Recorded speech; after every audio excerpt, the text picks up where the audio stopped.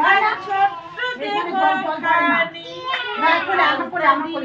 রাঙিয়ে দেওয়া ছোট্ট পাখি এখানে বসো ঘরের রানী শাইনি নাচো। তার ছোট্ট দেহখানি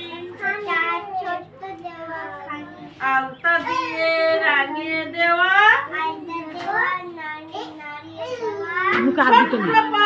দেখো ওরা দিচ্ছে মুখে হাত দিচ্ছ ওরা। কানে মতির দুল তার পা ছুঁয়েছে চুল কানে মতির দুল